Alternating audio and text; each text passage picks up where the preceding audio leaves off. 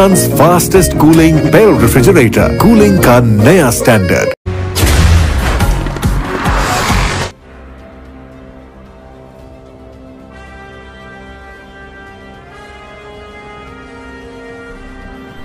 Lahore city reporter Lahore Syed Imran Ali Shah की report के मुताबिक Lahore national media association, Pakistan United human rights welfare foundation और पाकिस्तान हलाल अहमद की जानिब से थैलेसीमिया के मरीज बच्चों के लिए ब्लड डोनेशन कैंप का इनेकाद किया गया, जिसमें बड़ी तादाद में नौजवान लड़के और लड़कियों के साथ साथ फाउंडेशन के अहदेदारान ने भी खून के अत्यात दिए।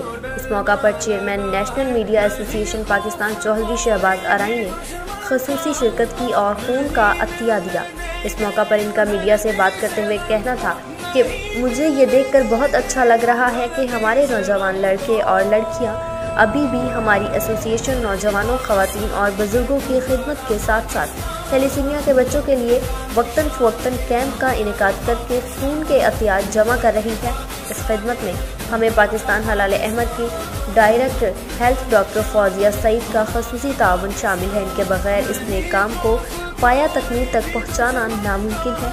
Director health doctor Fauzia Saeed का कहना था, कुरान पाक की सूरत अल-माइदा में अल्लाह ताला ने एक इंसान की जान बचाने को पूरी इंसानियत की जान बचाने के मुतरादिफ करार दिया है।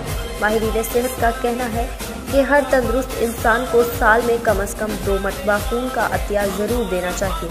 माहिरीन सेहत के मुताबिक हमारे जिस्म में खून की ज़िंदगी महज 120 दिन होती है, तो क्यों ना हम वो खून ज़ाया होने से बचाएं, अपने अंदर खिदमत खल्क का जज्बा पैदा करें, खून का अतिया दें और किसी की ज़िंदगी बचाएं।